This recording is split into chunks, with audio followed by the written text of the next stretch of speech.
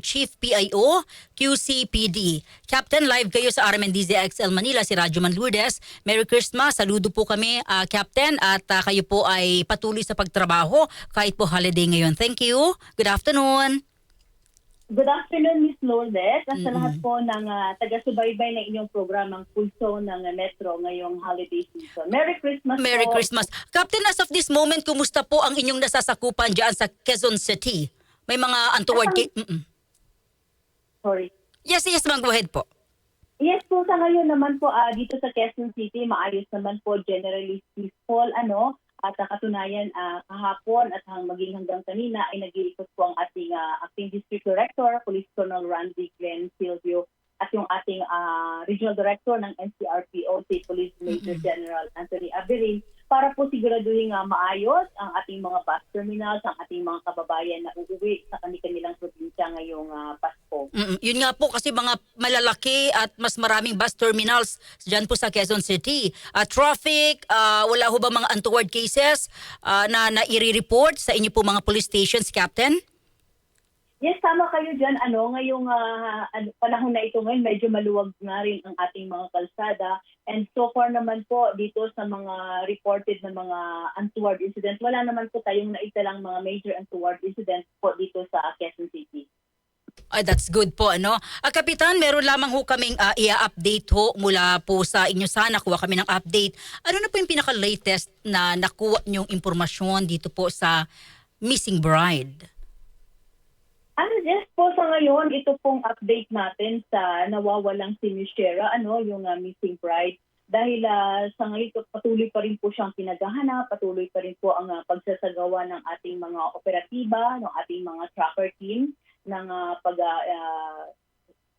titingin yung ng mga CCTV kung mayroong mga na-capture. And of course, itong ating mga investigator ay patuloy pa rin sa pag-iimbestiga. At nito lamang po kahapon ay pumunta po dito din si yung kanyang best friend ng missing bride to be, at yung kanyang ito po supposed to be yung kanyang magiging best yung maid of honor sa kanyang wedding. At doon po nasabi niya rin po kasi na ito pong kanyang kaibigan ay meron silang catch-up moment nito bago siya nawala nito lamang November. So doon sa pag-uusap nila, nasabi nito ni Miss Shera na mabigat yung kanyang yung pinagdadaanan. So emotionally ay meron siyang dinadamdam, at then the same time yun sa financial. So yun lamang po ang kanyang mga nasabi dito sa kanyang kaibigan. Captain, sadali magharbo naman po yung preparation. So nakita naman natin yun. So paano nagkaroon ng problema sa finances?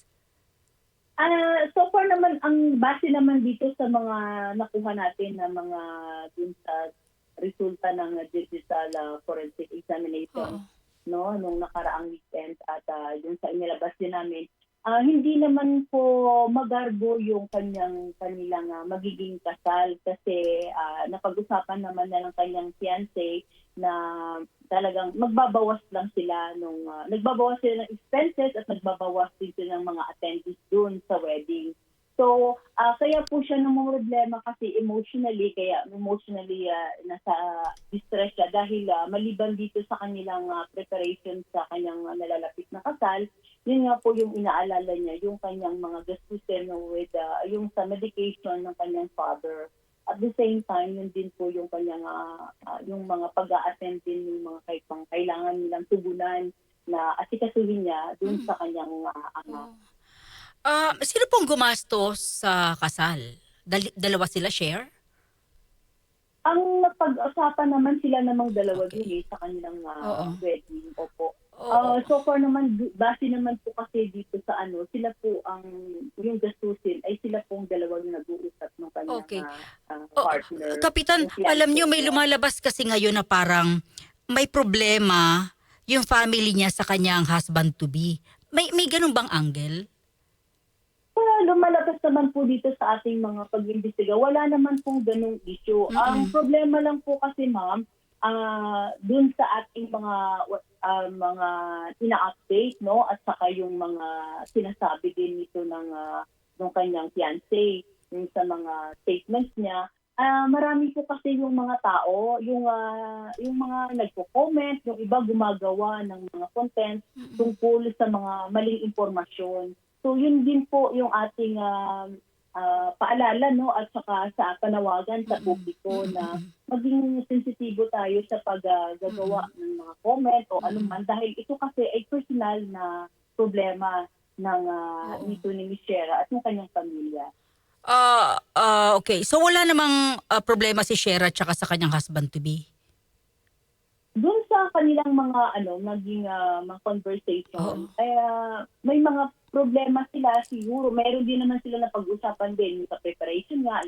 Pero malinaw naman din dun sa mga naging lumalabas din na yung sa kanilang prenup na video na grateful naman din siya dun sa kanyang kanyang fiancé. At kung may mga problema man sila ay yun nga ang tungkol dito sa financial at saka yung kung paano nila mairaos yung kanilang kasal. Okay.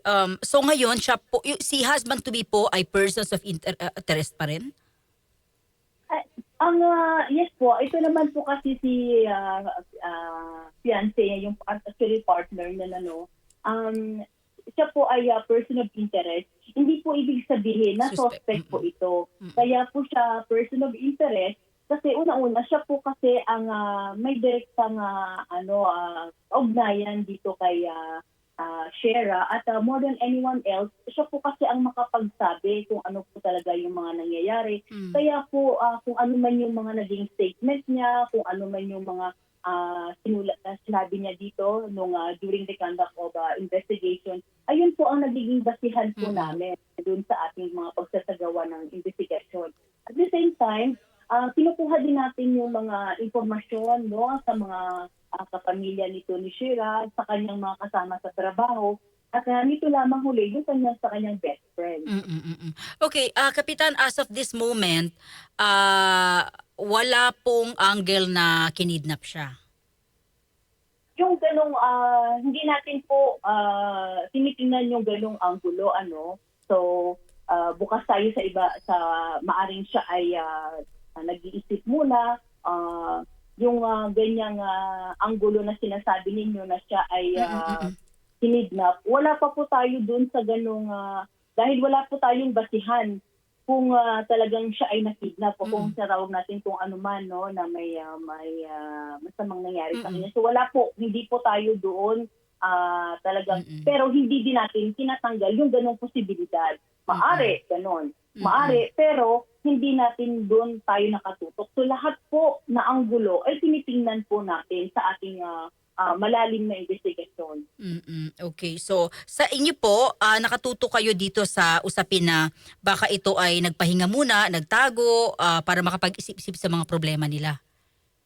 Yes po, base dito sa mga naging statement nung kanyang kaibigan, doon sa kanyang mga conversations niya, doon sa kanyang partner, at base din po sa mga naging nangyari noon 10 years ago na ganun po yung sinabi ng kaibigan niya na ito po kasi si Shera ay may tahimik na tao at yung pag may mga problema daw po kasi ito talagang may time na umaalis siya no 10 years, just like yung 10 years ago na umalis siya na hindi nagpaalam tapos naglakad, nag-isip, nagmumuni and then bumalik naman.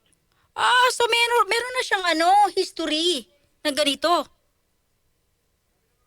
Opo, may ganun siyang that was 10 years ago according dito sa kanyang kaibigan. So yun naman nung gusto nilang makapag-isa, yun po yung yung sinabi. So yun din ang kaya tinitingnan din natin. Kaya sa mga ganung anggulo very tayo, maaring mga posibilidad. So ganun, and we are still hopeful na siya ay nasa maayos na kalagayan. Okay. Kapitan, maraming salamat at narinig ng ating mga kababayan na hindi natutulog yung QCPD sa pangako nilang tingnan ang kaso nitong si Shera D. Juan. Thank you. Merry Christmas, Captain Feby Madrid. Maraming salamat din po. Merry Christmas.